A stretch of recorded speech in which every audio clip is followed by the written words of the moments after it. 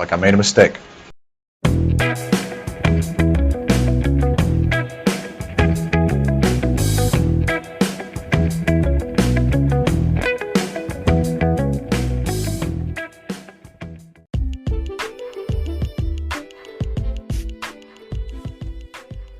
Hello there and welcome to Strength for Tomorrow Radio with me, Stuart Thompson. Glad to have you. So what are we going to talk about today? It's episode 37. Well, we were going to have a guest on, but unfortunately that's fallen through. He was on holidays and then it was his birthday yesterday, I think it was. So it just didn't work out with the timings, but we were going to do it with Zoom, but I just thought it'd be better to do it in person, and he also wants to come up for a bit of a training session, so I'm down with that. So we thought we'd postpone it for a while and wait until he's not as busy so he can come up and we can do that. So instead, we're going to talk about, kind of following on from last week, we're going to talk about some of the mistakes that gym newbies make. And we've turned it into a list of 10 because, well, it just seems easier whenever you've got a top 10 or 10 of this or 10 of that. It just gets people listening better, doesn't it? Rather than an indefinite amount. So here we go.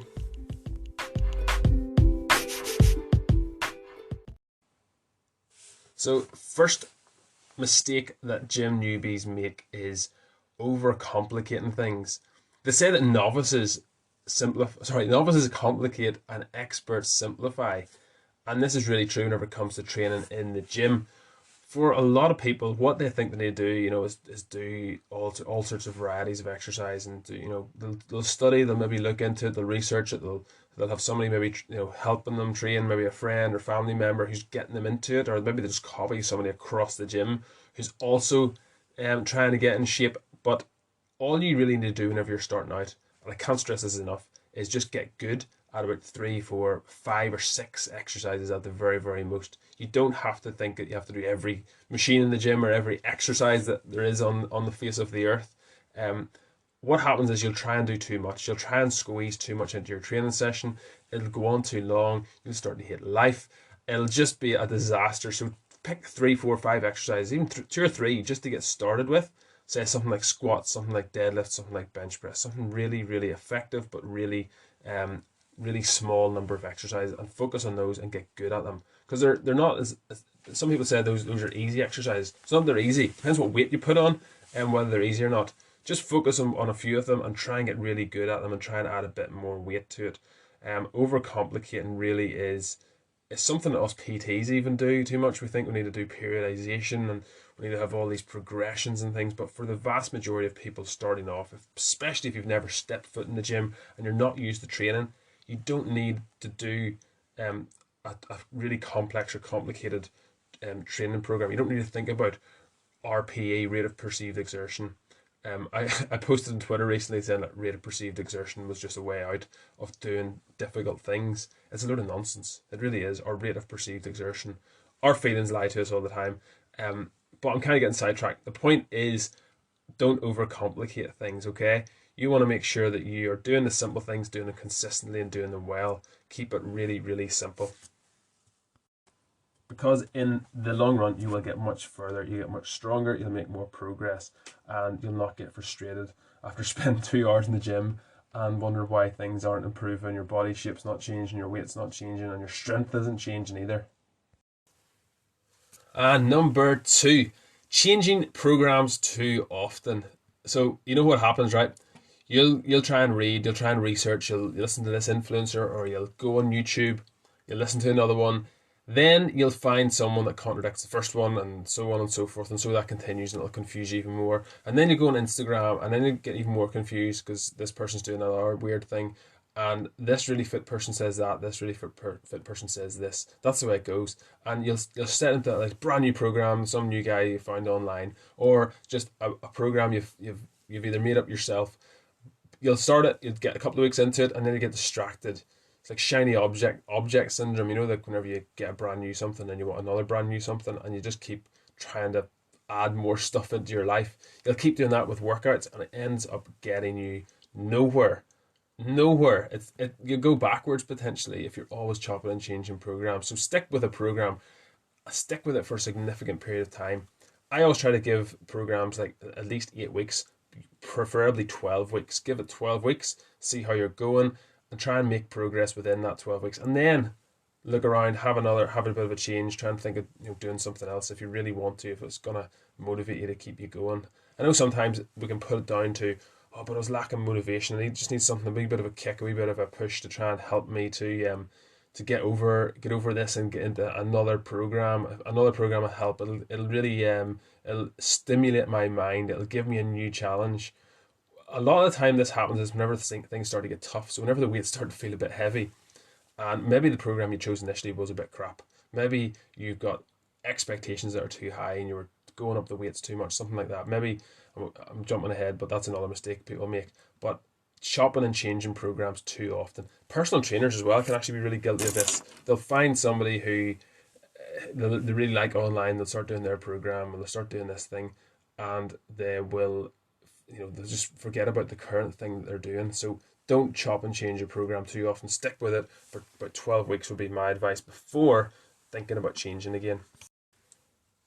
Third one is not tracking your workouts. So if you're a newbie listening to this, I'm sick to the back teeth of telling people to track their workouts. Nobody wants to do it.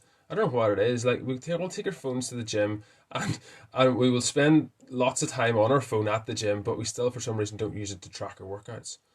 Like, I prefer old school. I like taking a wee notebook and a pen, like really old school, and tracking my workouts that way, or a sheet of paper and doing it, having a little bit of a file and all. You don't need to take like a big dossier with you, but it's a huge mistake. I can't stress this enough. If I was going to start over from scratch and I could give young Stuart advice on where to start and what to do, is to track your workouts. Now, thankfully, my brother had that drilled into me from a very young age. Whenever I started training, he told me to track my workouts and to write down what I was doing. I saw him doing it and I did it, and it's really effective. It really is, because you know what you're doing last day, so you know what you're going to do the next day, because what you did last day dictates what you're going to do the next day. It's as simple as that. Your last workout sets you up for your next workout.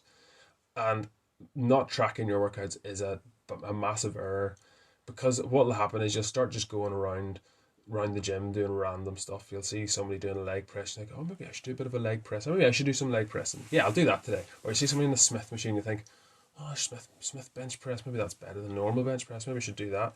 Or that big guy over there is doing that knee thing. I'll go and do that. You don't even know what it is, but you're just doing it because you're not tracking your workouts. You don't know what you did last day, and you just get distracted from it. This is one of my pet peeves, actually. This is why the powers that be do not consider gyms to be essential, I believe. This is one of the reasons, is that people don't take the exercise seriously. They don't take their workout seriously. Now, there's a lot of people who do, thankfully. There's a lot of people who take it too seriously, to the extreme, but there's a lot of people who just don't take exercise and training, strength training, just training in general. They don't take it seriously. It's leisure to them. It's leisurely. It's nice and it's easy. It shouldn't always be easy, guys. It should definitely challenge you. If it's not challenging you, as the old saying goes, it's not changing you. So track your workouts, and then you can challenge yourself in the next workout. Because otherwise, you just keep doing the same things. That's the other option. If you were doing 20 kg last day, you're probably going to up to something that's easy enough to do this time, which will probably be 20 kg. So make sure, track your workouts, whether it's on your phone, your tablet, notebook and pen, old school, whatever works for you, whatever is your preference. I can't recommend that enough, is to track your workouts. Right, number 4, a lack of mobility work and doing too much core. I've kind of lumped these two together because, well, it wouldn't have fit into my top 10 list. So it's kind of two things, but they're related. Hear me out. So at this stage in the world, it's pretty much common knowledge now that training your core is rather important. So maybe your PE teacher drilled it into you, depending on what age you are. I think more lately people are, it's important to have a strong core, guys. You need to make sure you're working your core. So we're going to do planks, we're going to do sit-ups, we're going to do crunches. Maybe your doctor, your physio told you, you can help your back pain if you get a stronger core. Or maybe Joe Wicks told you. Maybe some influencer just said you need a stronger core, and you thought, I need a stronger core. Maybe you read it in your daily newspaper. Maybe whatever newspaper it is you read, whatever persuasion you are, maybe you heard them tell you, if it reached the newspapers, it's pretty important now because it's reached the newspapers. Maybe you heard an influencer say it. Whoever. Most of us, though, know, or maybe we think we know enough, to know that we need to train the core, or most of us think we know how to train the core. And most of us also happen to hold most of our body fat around our core. And because of these two completely separate pieces of information and reality, It results in gym newbies trying to do too much core specific work, or what they perceive to be core work, and the alternative is not doing enough mobilization on your joints. So let me pick apart a few problems with that. Let's unpack that. I hate that phrase, actually, unpack. Do you hear people saying that now? All these presenters and all say that now. But anyway, there's a few problems with it. First of all, doing lots of core work is not an effective way to get slimmer round the waist. I'm going to say it again because that glazes over a lot of people and goes over their head. But first of all, doing lots and lots of core work is not an effective way to get slimmer round the waist. Just because you hurt after doing some crunches doesn't mean that the fat has shrunk around there. Okay, we all hold more fat around our waist than anywhere else, probably, men and women. To get a slimmer waist, what you need to do is reduce your body fat tissue, and you can do that by being in a calorie deficit. So that can come from a couple of ways. The main way, the most helpful, effective way, is through calorie restriction. So calorie controlling your diet, so taking in less energy than you're using, forcing your body to use its own energy. We've covered this in detail many times. So to get in a calorie deficit, you can do it through exercise as well. So doing what's called calorie burning exercises, fat burning exercises, they're marketed as now. So people will tell you spin class or running or weights or whatever. But doing tons and tons of sit-ups and crunches and planks, in reality, it doesn't actually burn that many calories. It doesn't burn that much energy. So it's not really going to facilitate you to get into a calorie deficit. Do you know what I mean? So core work is supposed to strengthen your core. It's supposed to strengthen your core muscles in some way, shape or form. And there's lots of different types of core strength. So just doing things like planks, sit-ups and crunches like we've referenced it's largely a waste of time for most people anyway. It's a waste of time in the sense that you're not going to burn very many calories, but also from the fact that it's quite one-dimensional. Your core needs to be strong in other ways as well. The other elephant in the room is that whenever you strengthen your core, so whenever you do things like heavy back squats, you're doing core. Whenever you do deadlifts, whenever you do overhead presses, whenever you do pull-ups and things, your core has to get stronger to be able to cope with the demands of that loading. So if the weight's going up, your core is getting stronger. Now, having said that, you are able to get stronger in those lifts and not have a well-rounded, strong, functional core. So you might be able to do a really heavy deadlift, but your spine might still feel like it's about to snap. So what is the reason for that? Why would that be? Well, there's lots of other ways you need to stabilize your core. You need to make, so sit-ups, for example, is you're kind of flexing and extending your spine, right? And that's putting a lot of pressure on your discs. So a lot of people who get back issues should avoid things like sit-ups and crunches, because it's not going to make them better. They'd be better off building core stability. So instead of trying to utilize your abs and put pressure on your abs by throwing yourself into flexion and extension, you'd be better off doing things like pull-off presses, dead bugs, hollow holds, things that are side planks, things that are going to challenge your core stability. Okay, so there's stability. It's not just sit-ups and crunches and things like that. But if you have a decent training program, your core is getting worked without having to specifically do core, in inverted commas, at the end of your session. Do you get what I mean? So if you've got a good program,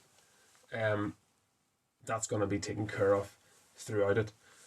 The other thing is, with regards to mobility and mobilization, is most of us have got imbalances in our bodies to some extent. We just do, okay? We just do. I know we'll go into all sorts of detail to explain why that is. Actually, we'll go into some detail. Things only get worse as we age as well, okay? These imbalances just get accentuated and get emphasized more. For example, if you are someone who sits for 68 hours a day on your chair in the office, so your ankles are at 90 degrees, your knees are at a 90-degree angle, your hips are 90 degrees, your head, upper back are leant forward, you're kind of hunched over, your shoulders are rounded, your glutes are inactive, they're dormant, and the pressure is going into your lumbar spine. There are going to be consequences. I don't care how many deadlifts you do, I don't care how many training sessions you do a week. Every day you're fighting gravity to some extent, and we all do it in slightly different ways depending on our lifestyle or dimensions and levels of strength and things like that. But more or less we deal with it in a similar way. But there is no amount of deadlift, squats, pull-ups, the best exercises you can imagine, there's no amount of them are going to correct 68 hours of sitting every single day, or standing if you're in a factory liner, for example. That's your dominant position, right? That's like, a third of your day is going to be spent in that position. So that is your worst posture. So we do need to commit time to mobilizing, to making sure that especially our hips and shoulders are open, they're loose, they're able to stretch, they're able to move and move freely. These are the two areas that get super, super tight and can have a really negative impact upon things like your lower back, your hips, your knees, feet, shoulders. There's all sorts of things can come from this. So spending more time doing mobility is a really, really important recommendation I would have if you're a gym newbie. Instead of doing loads of sit-ups, loads of crunches, loads of planks like you see on Pinterest or YouTube or Instagram or whatever, spend more time doing mobilization of your big joints, your ankles, your hips, your shoulders especially. Number 5 then, not doing warm-up sets and not resting enough. You see what I did there? I've rammed the two of these together again just to fit it into 10. So something I've really noticed with a lot of newbies that are really reluctant to do are warm-up sets. Now, I used to think, I was the same line of thinking. I used to think they're a waste of time, they're a waste of energy, because they're gonna just decrease my power output. So I just didn't bother doing them. I thought it was gonna hamper my work sets. But the problem is, if you don't do them, bad things can happen. Long story short, simple as that. You should start with an empty bar for more or less every exercise, apart from maybe the deadlift. We need it to be the correct height before you start, but start with a minimum amount of weight you can put on it, probably like a 30. And for dumbbell work, you need to start doing some warm-up sets, some warm-up reps with a lighter weight. And what this does, it primes your nervous system, your muscles, your joints, your brain for the upcoming stimulus that you're about to unleash upon it, so that the shock doesn't impede your working set. Sometimes it's that shock of, what was heavy, that can stop you short, because you're telling yourself it's heavy before you've even tried to push it, before you even tried to lift it. So it doesn't hamper your work sets. It actually enables your work sets. It facilitates them. So by avoiding doing them, you're really doing yourself a disservice. Now, how do you do them correctly so you don't tire yourself out? Well, just like I said, start light. So say you're going to do a heavy back squat. Say your back squat 60 kilos. So start with a bar, 20 kilos, do maybe 5 reps. Next, put up to maybe 40 kilos, do maybe 3 reps. Then go to 50 kilos and do maybe 2 reps. And then rest a few minutes and then do your working sets at 60, if that's what your working weight. Get the idea? So you're increasing the weight gradually, but you're decreasing the reps gradually. So the idea is that you're not going to tire your muscles out. You're not going to impede your or impair your working sets. You're going to set yourself up for those.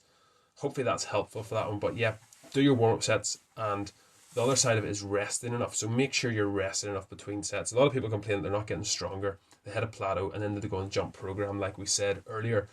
A reason for this is because you're not taking enough rest. Okay, so if you're trying to get stronger, you need rest. Now, I get that people want to keep it to 2 minutes, or they want to keep it to 90 seconds rest in between. That's fine. If you're still able to make progress and lift heavier doing that, cool, brilliant. And if you're trying to shrink your rest, you're trying to take it down from 2 minutes to 90 seconds, but you're not hitting the desired amount of reps, there's a problem there. So if you're aiming for 12 and you only get to 7, there's an issue, okay?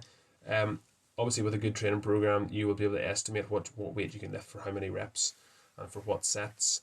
But if you're trying to get stronger, the rest in one sense is irrelevant, i.e. you don't worry too much if it's 2 minutes or it's 5 minutes. Whatever rest you need to complete the set, do that. Don't take any longer than necessary, but rest more if you need to. And this is really hard to get your head around if you've been used to doing boot camps, or you've been used to doing circuits, or you're used to training with somebody else who's all go, go, go, go, go. But take more rest to get stronger, okay? That is a really huge problem that a lot of inexperienced or new lifters make. And then after you do it, and you're like, whoa, that made a huge difference. That was actually felt okay. That third set felt okay. I thought it was going to be difficult, but it blows your mind. Really, it does. Number 6, doing too much cardio. So what is cardio? Cardio could be the cross trainer, it could be the rowing machine, it could be running, it could be cycling, it could be all manner of things. But what I mean by doing too much cardio, a lot of people think they have to build their aerobic system up before they should attempt weights. A lot of people think that's the right way to do things. And in many ways, there is no right or wrong way. Okay, if you're a runner, maybe you do need to start increasing your cardiovascular capacity. Fair enough. Okay, I get that. I accept that. But I'm talking about someone who's a complete beginner, someone who's trying to change their body composition, just get a bit fitter, just look as if they work out, look as if they're in shape, and feel good, feel healthy, feel strong. Doing too much cardio and focusing on cardio, in my view, is a mistake for several reasons. One, most people whenever they start the gym, if you're a complete newbie, you're not going to have enough muscle tissue. And whenever I say you don't have enough muscle tissue, I mean you don't have enough to be able to support your lifestyle. So eating the things you like to eat, drinking the things you like to drink, while burning calories at rest. The more muscle tissue you have, the more calories your body has to burn to sustain that and to maintain that muscle tissue. Whereas fat does not do the same. So most people don't have enough muscle. Most people aren't strong enough either. Most people can barely do a push-up. Most people can't do a pull-up, certainly. And a lot of people can't squat their body weight. There's a lot of people who just need to get a bit stronger. So whenever you focus on cardio first, I believe it's a mistake. And a lot of people who have tried it from experience, will admit that it was a mistake, because what happens is the same people will be there 6 months later, a year later. Their body shape hasn't changed. Their routine hasn't changed. They'll probably actually get bored within 6 months, and they'll not be doing like the cross trainer or the treadmill or whatever. They'll just get bored and they'll go home and they'll not go back to the gym, because they'll say, that exercise stuff doesn't work. It's just a pain. It's just painful. It's boring. It is boring. Like, it is boring. But whenever you do weights, you can see the progress every single week, week upon week upon week. And as you add more lean muscle tissue, both guys and girls, though it's a lot harder for girls than guys, as we've said in great detail in other programs as well. But try to focus more on building strength, because you're getting all of the similar benefits, but you are getting so much more beside that. You're as I've said, you're building that lean muscle. You're gonna build your bone density. You're gonna burn calories, which is gonna help you get in a calorie deficit, which is gonna help you lose fat tissue. And you're gonna train your heart as well. Whenever you get under the heavy squat bar and do 5 heavy reps, guess what? Your heart's beating really hard, and it takes a while for it to get back down. So that's why your body can burn extra calories at rest for up to 36 hours after completing a heavy strength session. And you burn an awful lot of calories during it. But calories is one side of it. You get that from cardio, but you also get that from weights, but you also get to shape and tone your body. People talk about toning. Weights is how you tone your body. It's not about doing cardio. It's not about doing HIIT. It's not about doing a specific thing like a spin class. Doing weights is where your focus should be. And I say yours, I mean most people who are starting the gym from fresh, and you'll probably really enjoy it. Right, moving on. Number 7, attempting too much too soon. So a lot of newbies want to set the world on fire. They want to make huge changes really, really quickly, and they'll program in a workout, a really ambitious program, like doing working out 6 days a week or 5 days a week, and they'll try and do far too much too soon, and they'll end up being really sore. Their muscles will be in agony. They'll have DOMs every single day, and if that doesn't put them off and stop them from training, the other side of it is they maybe get an injury. So they'll be training too hard, too heavy, too soon, and they'll really start hurting their tendons and their joints. They'll start aching. And if you're quite new, your technique's just getting found out. You're just trying to work your way around it and try and figure out certain exercises. So attempting too much too soon. So if you're trying to make a big change in your lifestyle, this is one thing to avoid, is trying to do too much too soon. 3 times a week's loads. Like 3 times a week, strength training is optimal, I would say. Brilliant, especially for newbies, but for a lot of other people as well. So don't try to do too much too soon. Just go easy on yourself. We had Kyle Gregg on there a few months ago, and one of the things he keeps sharing is from clients who he's had success with, is people can't believe how little exercise he gives them to do, yet they're getting incredible results. And that's something that, again, like we said earlier, experts simplify and novices overcomplicate. And the same thing goes with this. If you're able to simplify things and just get everything done in 45 minutes or an hour, do it 3 times a week. I mean, what does that cost you? Like less than 3 hours a week. That's what you need to do. And you'll be more satisfied. You'll have more time just to live your life as you were previously, more time for socializing, more time for your family and friends, and you won't have to have stress about the gym and become obsessive about it, because you can do so much with just a little bit of time commitment. Not too much, but just commit 3 hours a week to it rather than 6 hours a week to it. and you're not sicking yourself. Number 8, training too heavy without checking form. So kind of like we said, a lot of novices, a lot of newbies, what they'll do, especially guys, this has to be said, it's a guy thing, but we tend to want to get stronger really fast. We want to do it in a hurry. We don't want to wait 6 weeks or 12 weeks or longer. We don't want to wait 2 years. We want to get stronger now. And what will happen is they start to compromise their form and their control just to get the numbers up, just to make that happen. And what can happen is that, brute force and ignorance can get you by for a while. And I'm a testament to that. Whenever I was younger, and I was like 16, so I turned 6 foot. I believe the old myth, that if you start training before weight training before you're before you stop growing, you will stunt your growth. So once I hit 6 foot, I thought, well, I'm tall enough now. If anything else is a bonus.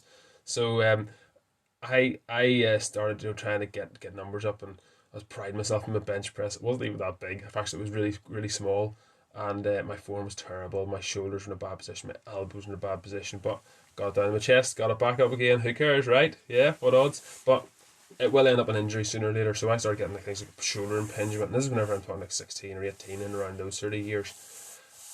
Got shoulder issues, and it was just terrible form. So sooner or later it will end up being a bit of an issue, or even an injury. Sooner or later, probably sooner. So whenever I'm training clients, what I try to do is ensure that they're lifting sufficiently heavy enough in order to feel the weight, to get a feel of it and feel the need to control it, and feel the need for the technique that I'm trying to teach them. So it's not too heavy, but you don't want it so heavy that they're getting crushed underneath the weight and they can't support it and they're wobbling about all over the place and they can't even control it. I want them to show control, coordination, and show me that they're not just bouncing it or losing tension. Keeping tension on is really important as well in a lot of lifts. So if you don't have the benefit of a personal trainer, if you're not with a personal trainer at the minute, you still need to watch your form. Whether you've got a workout partner or a workout partner who knows what they're looking for is the other thing. You could have a workout partner sitting on Instagram whenever you're getting crushed under the barbell doing bench press, but make sure that they know what they're looking for. So did your elbows flare out? Did your shoulder pop up off the bench? Did you lose that arch in your back? I'm talking about bench press here, by the way. And then squats, even more technical again. Keeping an eye on things and making sure that you're going deep enough, making sure that your hips are going the right direction, making sure your heels aren't coming off the floor, all the little things. And what you need to do is use someone like a spotter, or use someone to watch you, like a workout partner. If you don't have that, then you do need to video your lifts. And it might seem like a bit of a like a douchey thing to do, like to set up a camera and like a bit of a vain thing to do, but it is really important for form, for technique, for correction, and for improvement. Try different angles. So set it right behind you, set it at the side profile, set it at diagonally, set it in front so you can see your knees. Like whatever lift it is you're doing, get the best angles. Try and make sure that you're able to see what's going on, and then review that whenever you're resting. So use your rest time to do something like that, to check your form, and make sure that you're not letting your standards slip. Right, number 9, paying too much attention to supplements instead of the basics. So this is something I think every newbie is guilty of, and every newbie wants to know what supplements they should be taking.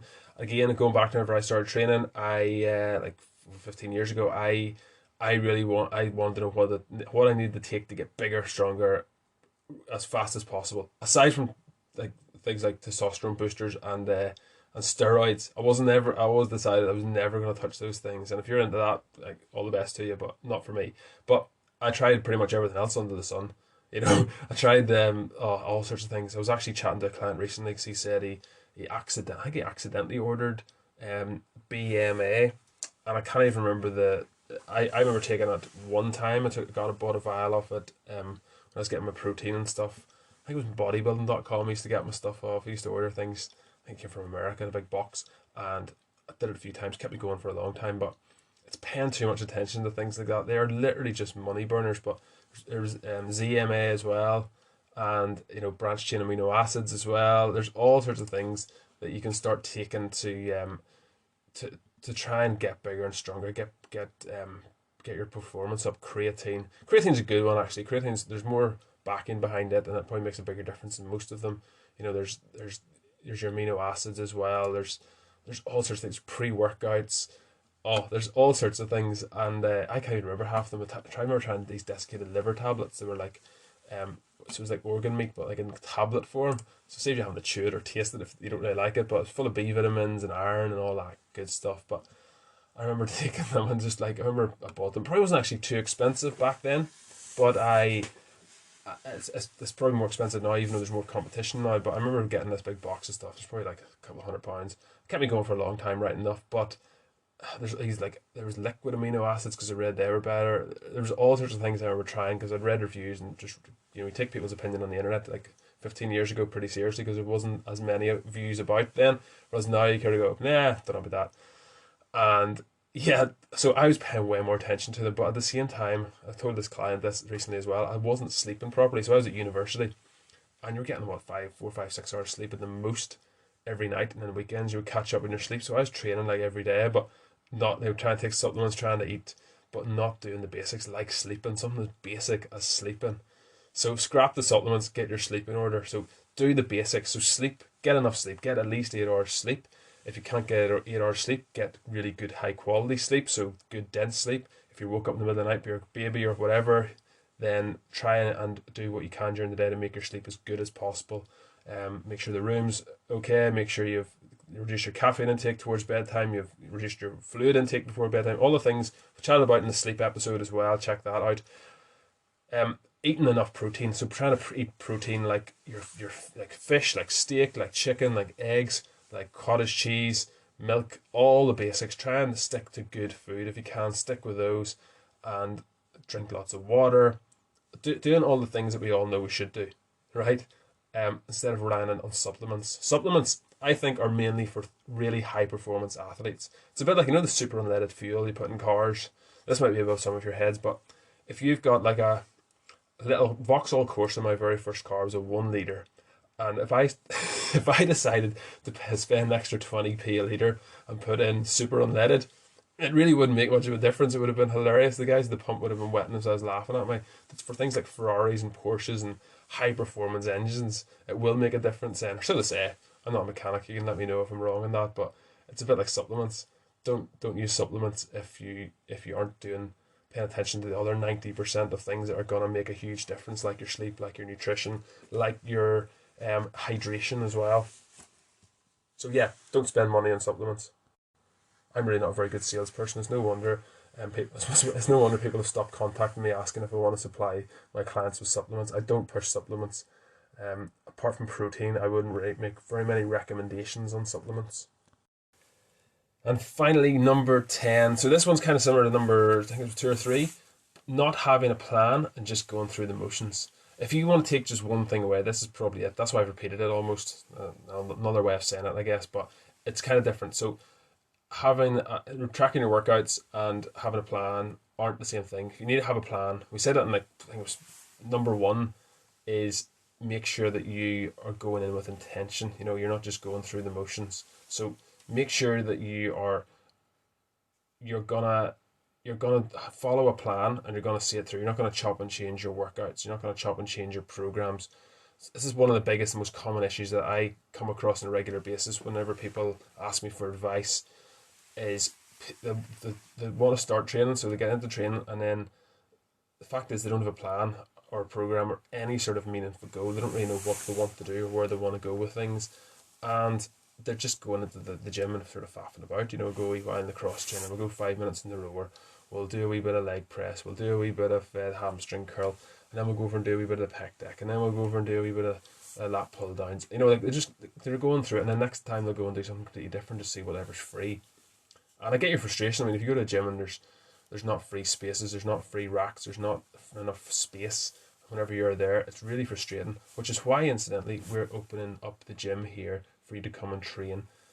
With limited numbers, we're going to cap the numbers. So there's enough equipment for everybody, and you can come and train yourself here outside of PT hours. So keep your eyes peeled for that. If you're in the area and you're looking for somewhere to train, and you're going to be guaranteed to have workout space, equipment, and there's not going to be a million people in your way. So, yeah, don't go through the motions. Have a plan. Execute it. A lot of time, that's why people don't like going to the gym, is because they feel nervous and they feel like they don't know what they're doing. If you go in with a plan, it automatically gives you confidence. So you can go in and go, right, I'm doing squats first. I'll go over there, and you know where to go and what you're doing. If you don't know where to go and what you're doing, I would feel nervous going in. I would feel nervous going in. Sometimes you're just like, what to do now? Just hang out about in the cardio area. You don't know what to do. If you go with a plan, just execute it, get out again. Make friends if you want to when you're there, but you get what I mean. Make sure you have a plan and don't just go through the motions. Like I said earlier, this is why gyms were closed down last year, because politicians and most people don't take gyms seriously. They don't take training seriously. They refer to it as leisure. It's classed as leisure, and it's ridiculous, really. This is healthcare of the first degree. This is preventative healthcare. It's not medical care. Whenever things go wrong, go to the hospital, go to the doctor, get medical care whenever you need it. Gyms are healthcare. I can't stress that enough. So if you go in with a plan, if you don't go in with a plan, it's like you're not really taking your health seriously. It's not just that you're taking your workout seriously, you're not taking your health seriously. So I would highly recommend that you come up with a plan, even if it's a really crappy plan, right? Even if it's the worst plan in the world, it's better having a plan than no plan. Don't just go through the motions. So that is the 10 mistakes that gym newbies make. There's loads more. I'm sure there's loads more. I'm sure I'm missing some. If I've missed any, then you think it's really important, let me know, and I will mention it in the next program. Hopefully that's helpful, though. Hopefully that steers some gym newbie in the right direction. If you're listening to this and you're experienced, or you know somebody who might benefit from it, do pass it on to them, do share it with them on Spotify, Apple, or Google Podcasts, because I want to help as many people as possible, really.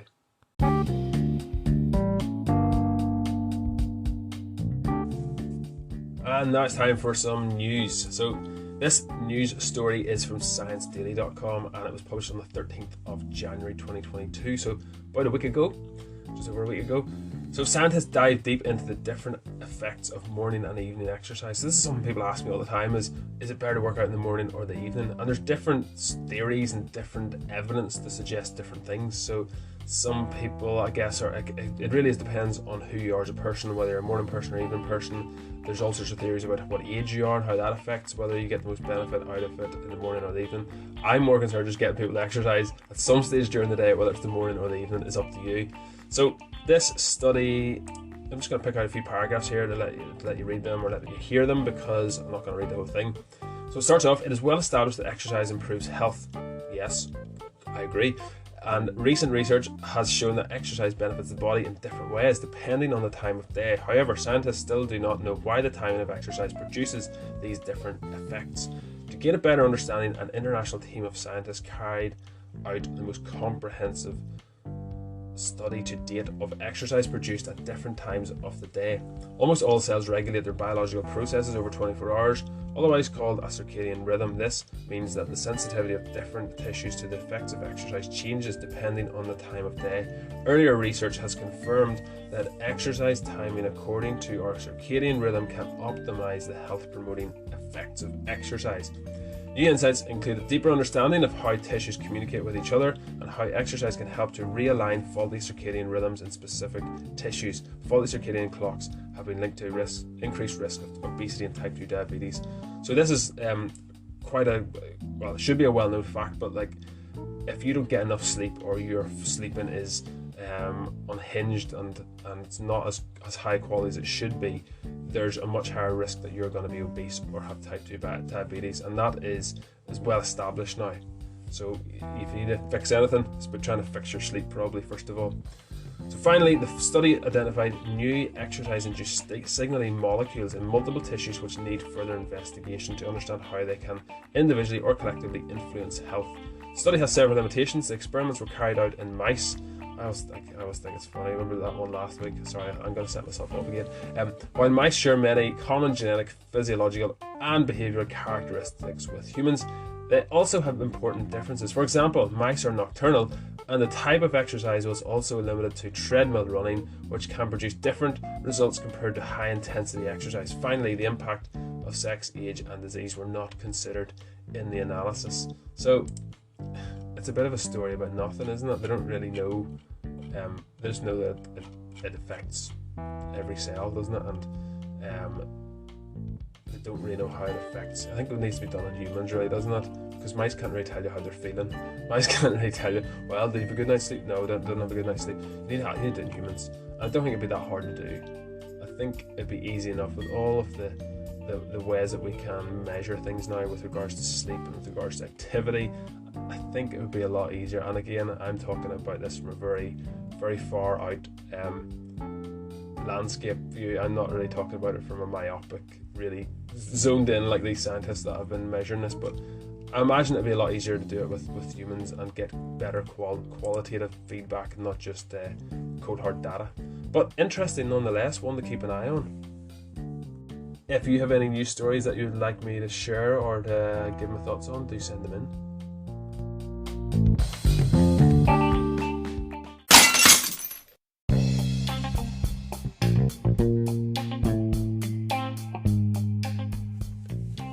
Right, joke of the week.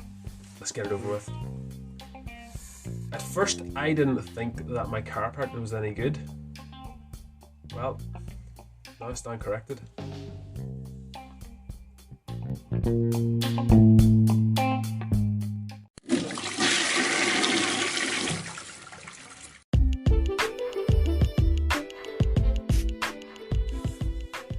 Right, we've come to the end of the show. Thank you so much for listening. As always, if you have any questions, if you have any feedback, anything, any guests you would like me to have on the show, or if you would like to be on the show, do send me in an email to info@crossfunctionalfitness.co.uk and I will get back to you, or drop me a DM on Instagram or message on Facebook, whatever it is you want to. Don't forget to share this with friends or family if they're thinking of starting the gym.